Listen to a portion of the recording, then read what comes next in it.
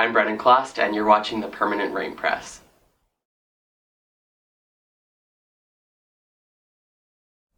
Hi everyone, it's Chloe with the Permanent Rain Press, and today I'm happy to be joined by Brennan Clost. Hi everyone. How's it going? Good. How about you? Thank you for having me. Thanks for joining us. You've been busy lately, moved to Vancouver. Yes. How has the city been treating you? I love it here. So I'm just out right now sort of test driving Vancouver for pilot season for just a few months, and then I have to pop back over to Toronto, and then after that I get to kind of choose. So the challenge is on. Is it Vancouver or Toronto? I don't know. I'm trying to kind of suss it out and see if this city's for me, but so far I really love it. I also just love any city that has mountains. I love mountains. I have a bit of a mountain complex, so. And you've been around, I know on Instagram, Gastown, you've been to Stanley Park, Van Yep. Dusen, so what's been kind of your favorite highlight so far? That's a really good question. I love Queen Elizabeth Park. I think it's beautiful. And I went on a run through there, which was more epic than I was ready for because it's so hilly. I forget, Toronto's really, really flat. I guess all of Ontario is. But here, you're just walking on the street and you're winded because of how hilly it is. So Queen Elizabeth was awesome and the views are just beautiful. I also went to, I can't remember the mountain that we drove up to, but we went up for sunset. And it was me and a few friends, and we wrote on sheets of paper things that we wanted to leave behind, and at sunset on the mountain looking out over Vancouver, we burned them with a lighter and put them in a jar. So that was maybe a highlight so far being here, was the view off of that mountain, and we could see all of downtown. I think we were in North Van, is where it was, yeah. Okay. And it was beautiful. So you're already creating memories in Vancouver. Yeah, Awesome. yeah. So I want to talk a bit about Juilliard. You have a Bachelor of Fine Arts degree from there. What was the most valuable lesson you took away from your studies? Juilliard was a really awesome experience. It was also a really intense training program. So I think something that I just walked away from the program realizing how valuable it was my support system. I really leaned on my parents a lot and my best friends outside of the program and my best friends that I met there. And that's something that I've constantly been reminded of, is just how important it is to have those people that you can FaceTime bawling your eyes out or text at any time of the day. And through my time at Juilliard, I really needed that support system. So I feel like that was kind of something that I walked away from the program being whoa, now I really need these people and I understand what they can do for me and what I can be there for them. And yeah. That's an awesome kind of learning experience on top of what I'm sure you took away from your time there. I know before you said you were interested in medicine. Is that something that's a bit on the back burner now for dance and acting? Or yeah, I think so. I still really love anatomy and kinesiology, and I think it does really relate to dance or acting, just anything performance with the body. But yeah, in terms of medical school or pursuing anything on that sort of avenue, I've kind of put that on hold for a while, or maybe permanently, I'm not really sure yet, just because acting and dance are sort of my current passions that I'm pursuing. Well, it seems to have worked out well for you. Let's talk about your role as Daniel in The Next Step. He's a bit of a dramatic character. Yes, he is. But he's so passionate about dance, just like all the dancers at the studio. How special was this role to you? So special. I think, too, what I loved about the Next Step experience was when we shot the pilot, they had really based these characters around the actors that they had cast. So I kind of got to build Daniel from the ground up. And it was really nice returning to the role season after season because I got to see through social media sort of the fan base telling us what they liked about the show and what they liked about the characters, and then you really got to lean into that and develop more of that with them. So I think that's why Daniel, season 1, he was a lot different than he sort of became. His arc really changed through the series, and a lot of that had to do with what the fans were reacting to. The people that watched the show saying oh my god, this scene when Daniel was so sassy, and I was oh, they like sassy Daniel? Okay, we'll bring it. I'll lean more into that. So it was a lot of fun getting to build that character, and I guess that's something too, as an actor, you don't necessarily always get to have. A lot of the time when you audition for a role, they already have this set of guidelines of what this character is, but The Next Step was so collaborative in the way that we went about creating the story, so that was really nice. Yeah. And especially working with the dancer's strengths as well. Something you mentioned was how Daniel never had a love interest. So there was a bit of that LGBTQ plus representation missing. Was this ever a conversation you had with the writers or the creators, especially when you did return heavily in season 5? Yes, yeah. So every season, my character was sort of written out of the Next Step A troupe because I had to go away to university. So because of that, they had to get creative. They were really, really accommodating, which was so awesome. But they had to get creative with my storyline, and as I was leaning into like the sassier, more sarcastic character, they kind of ran with it, and Daniel sort of became like the villain of the Next Step by about season 3.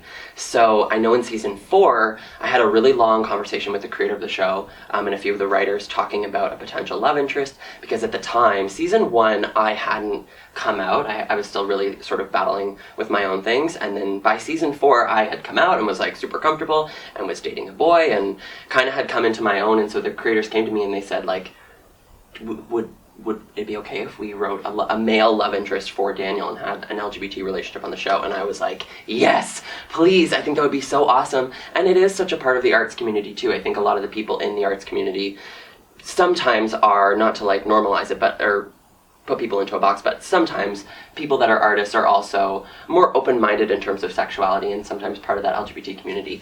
And so I thought it would be such an awesome thing to showcase on a dance show where, in my experience growing up at a dance studio, a lot of the other guys that I got to know were maybe gay or bisexual or experimented with sexuality. So I thought it was a really important thing to have on the show. But the kind of traffic block that we ran into was, at this point, Daniel was written as a villain, and so the creators I know really struggled with and worried about portraying like the villain of the show, then sort of having this coming out story, and worrying that young viewers would associate an LGBT character with something villainous. So it was sort of this like tricky situation to navigate, and I was really advocating for like, yes, but we still need it, like whether it's me or another new character that you bring on, I think it's really important. But it was sort of, it was this like tricky thing to navigate for them, and unfortunately it never happened, which kind of breaks my heart. I wish, and if season 7 happens, which I know nothing about, people keep asking, I have no idea if season 7 is happening, if I'm coming back, but I would love a love interest or like a LGBT love. I was going to mention there was one note in the season 4 A Troop auditions when Michelle was talking to an individual who we didn't get to see more of. Was it Ben? And then there's like, yes. It was like, this is my boyfriend Nick, and that was like the only mention. So it is nice that they added that in. So that, I was on set that day. I don't actually remember if I was in that episode. Because season 4, they sort of pushed the shooting schedule, and so they shot Lost and Found Music Studios, the sort of spin-off or like other show, companion show's a good way to put it, they filmed that during the summer when generally we film the Next Step, and so our shooting schedule got bumped into the fall. I was away at university, a lot of us were busy when they pushed it, and so all of the original cast sort of like guest star in season 4. But I remember that episode, I was sitting with the writers and producers like in the headset, just kind of watching on the screen, and they put that in, and I was like, oh, are you writing this in? And they were like, this is sort of our like test out, see how it goes. But yeah, they never developed it further, which was too bad. It was they were a cute couple, and like it would have been fun. Or it could have been drama if like then Daniel swept in and like stole Ben, and like I thought that would have been fun too. But. You're picturing all the stuff that could. All the scenarios. Well, hopefully in the future the show's done really well in Canada and internationally as well. I think a large part of that is the cast interaction with each other. It looks like you're having a lot of fun out there. Sometimes not so much fun. But what's your relationship like with the cast today? Today, I actually just talked with Alex Beaton on the phone my entire commute here this morning. I have some of the best friends in my life are from the Next Step, and I think a lot of that goes to the atmosphere that we set up on set, but a lot of it too is because we were friends before the show. So a lot of us grew up in the competitive dance world and knew of each other through actually dancing together. Isaac and I, so Daniel on the show, being a studio hopper, is very much the same as me in real life. I totally jumped dance studios growing up, and so I danced with Isaac Lupien, who plays Eldon. I danced with him for 4 years, and then I moved studios, and Brittany Raymond, who plays Riley, her and I actually partnered, and we were like dance partners at my last studio. So I knew them beforehand, and I knew Victoria and Jenny and Jordan Clark just from competing against them and Trevor. So it was really fun then getting to work with, in a professional setting, all these people that I grew up dancing around. And I think that says a lot about our chemistry on screen because we were friends first and then got to work together. And you do meet up, is it like maybe like once a year you do a get-together? Yeah, like it's hard because all of us now are sort of scattered all over North America. There's a bunch of people in LA now. And yeah, in LA. Alex is actually flying to Vancouver this week, and then a bunch of us are going down to LA together this week, like Wednesday, I'm flying down for another one of our friends' birthdays, and we get to kind of like all meet up sometimes, and those are so much fun. But I do on a regular hang out with like Jenny, Alex Beaton, Victoria whenever she's home, and Brittany Raymond is one of my best friends. So you also teach at Pure Dance workshops across Canada. Of course, Pure Dance owned by your TNS co-star Brie. How special and important is it for you to basically be working and interacting with these dance stars of tomorrow? I absolutely love it. I really look forward to Pure Dance. Part of it, too, is going away for the weekend with my Next Step best friends. But I always think of myself, I mean, this is kind of a weird image, but I always think of myself as sort of a watering can. And I absorb so much knowledge in class, like taking class. I love taking class, too, as a dancer and as a dance teacher. I think it's so important. So I love absorbing all this information and then sort of like tipping my watering can and getting to share it through sort of my filter that I've understood it as. Does that make sense? Yeah. So I love going and like sharing these things and almost treating my class as like a workshop where I get to like share a thing that I've been workshopping in my body and see how other people do it, because then I learn from that too. And actually it's been really fun being here in Vancouver. I've been going to Harbour Dance Center a lot and That's meeting. a popular one. Yeah, it's so popular. It's kind of been blowing my mind how much drop-in classes in Vancouver are just packed all the time. In Toronto, it's not really the same. I don't know if it's just maybe a little more spread out. There's just like a different culture with drop-in classes there. So I've loved it here in Vancouver, and a lot of the dancers that I've met were like, I took your class at Pure Dance like 3 years ago, and here I am in class watching them being like, oh my god, they're incredible. Like, who are these people? And meanwhile, like, I taught them 4 years ago. It's so cool that like I get to make this network by jumping around teaching just like one day in a different city. It's really cool. Hopefully new ones to come in later this year as well. Yeah, hopefully. And I know a lot of... Hopefully one in Vancouver, because there's like rarely... We've actually been talking about it, and I've been teaching, so Tavita from the Next Step, who plays Talia, she has a separate dance convention that she's created called Liberum Dance Project, and it's coming to Vancouver in March. She's sort of like jumping around talking to different studios to base the workshop at. Yeah. But it's going to be Zach Fran, myself, Tavita, and maybe some others. And we just started talking about it this week. Yeah, so that'd be so much fun because I've never taught in Vancouver before. Yeah. Yeah, there's always a first for everything. I know. Now we have to talk about social media, vlogging. So you have your YouTube channel. You collaborate often with Kira Graves from Lost and Found. A podcast coming soon. Tell me a bit about these ventures. Yeah, so I had kind of poured myself into YouTube like a year and a half ago with my childhood best friend, Britt McCrae, who's actually the friend that I talked about going down to LA for her birthday. It's her 25th birthday this week, so we're all flying down and we're going away to Joshua Tree and like a little retreat. It's going to be super fun. But Britt and I started this YouTube channel together 2 or 3 years ago, maybe. Just because we were feeling like, as young actors, we wanted something that we could control, because so much of this industry is out of our control, out of our hands, and sort of in the hands of like the network or the creator or the writer, whoever it is. So we wanted something where we could just create something, edit it quick, post it, get that like instant gratification of like feeling like you've created something that day, and look, it's already a thing. Like that quick process to product was so much fun for us. But it's gotten really tricky as our schedules have been all over the place. So we've stopped doing the YouTube channel together. I've kind of taken over on the YouTube front, vlogging, just because I really have a passion for editing and for creating, and I also just really like the documentation of it. Like, it's so much fun to watch back old videos and be like, oh, I remember this moment, but also like, while we filmed this video, the other things that were happening in our lives at the time. Like, it's a really nice sort of time capsule. So I've continued the YouTube channel, but now Britt and I are starting our podcast together as sort of a way to continue working together as business partners and best friends too.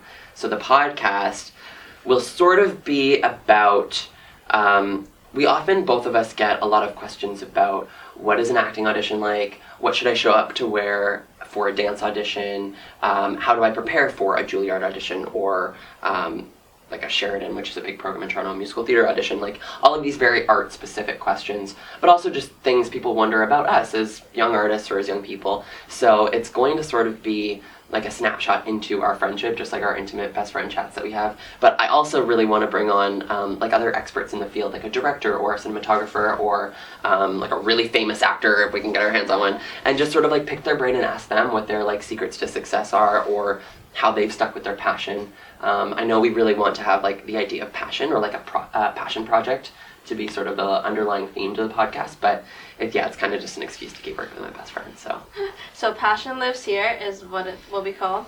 Potentially. Yeah, that's sort of like the working title.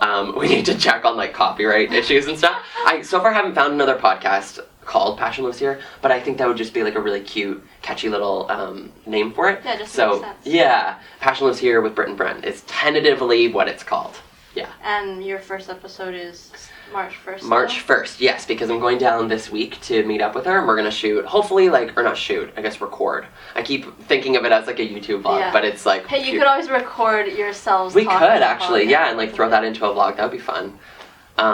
Yeah, so we're hopefully going to record 1 or maybe 2 or 3 while I'm in LA with her, and then it's just going to be sort of a thing that's not as consistent as I'm going to be with YouTube, but sort of just like more of a legacy that can exist online of the two of us. Every time we get to catch up, we're just going to like record the catch-ups, and yeah. Well, the two of you had so much fun together on YouTube. I think people can see that, so it'll be nice to have you two back on air in some capacity. Yeah. Now, because we also are a music website, who are you listening to on your playlist? Oh, okay, this is a good question. Because I've been trying to take a lot of different dance classes. Like, generally, I really gravitate towards like a ballet or a contemporary class, but I've been really trying to branch out this new year, taking some like jazz, funk, and hip hop classes. So right now I'm really into a lot of like EDM dance music that can kind of be more for like a jazz funk class. I'm obsessed with Ariana's new album, but like Break Up With Your Girlfriend is such a bop for like a jazz funk kind of a class. Who else am I listening to? There's one artist that I've just been losing my mind over, and I'm blanking on their name. Likely 47. Is that what her? Yeah.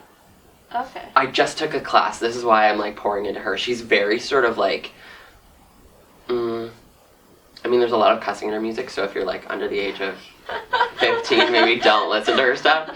But it's very sort of just like sassy music and like really poppy, really like upbeat and hard dance beat. And so there's a combo that I just took in class that like I'm gonna post a dance video this week, stay tuned, to one of her songs. So since that class I was like, who is this artist? And I've just been listening to all of her stuff. It's great that you can find a new artist when you're dancing, then kind of, if you can really do a routine to any of their music as well. Yeah, I always struggle when people ask me, they're like, what's your favorite type of music? I'm like, I don't know, if it has a beat and I can dance to it. Like, I'm really not picky. Last night I went to a games night with Milena, who plays Zara on The Next Step in Season 5. She had us all over to her apartment for a games night, and country music came on, and we were all like, yeah, let's go! A bunch of her friends, and she's also from Calgary, and so they all love country music. And in Ontario, I feel like it's sort of this hit or miss thing of like, you either love it or you hate it. Yeah. And then I'm just sort of like, well, you can dance to it, so I think I like it. Like, I don't really know.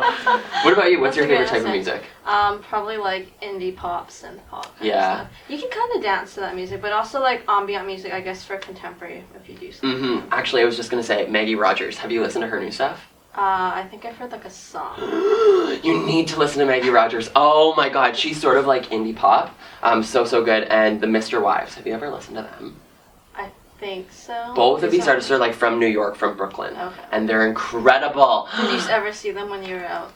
No, I was so close to seeing the Mr. Wives, and then I didn't buy tickets like the 1 week that I was looking at them, checked back like maybe 2 days later, and they had gone from like $15 to $75, and I was like, I can't do that. Like, I could have done the 15, but I was a student, and I was like, nah, I can't splurge. No, that makes sense. Hey, hopefully in the future you can catch them. Yeah, and Maggie Rogers, she kind of just blew up recently. So I love to see her. She'll go on tour soon. Yeah, she is right now, but I haven't gotten tickets yet. Bad fan. I have a fun question for you. Okay. If you could be any ice cream flavor, which would you be and why? Mint chocolate chip. Because it is my favorite, and also I feel like it gives you like an interesting juxtaposition of like fresh and minty, but also sweet and like creamy. Ew. But like the milk chocolate, you know what I mean? Yeah. And also textures of like smooth ice cream and then like crunchy chocolate. Yeah, and I try to be like a versatile person, so I feel like it's a versatile ice cream. What about you? What's your ice cream flavor? Oh, that's always tough. I like to say green tea just because I like yeah. matcha. It's sweet, a little bit bitter. It has Asian influences. So. Yes, I love green tea ice cream. That's like Brett McRae and I, anytime we go for all-you-can-eat sushi, it's like, do we get ice cream?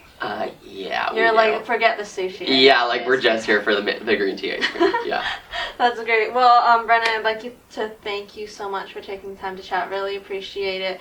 We'll be posting all of this guy's social media links below, so check him out. Stay tuned for his upcoming projects, and we will see you next time. Bye.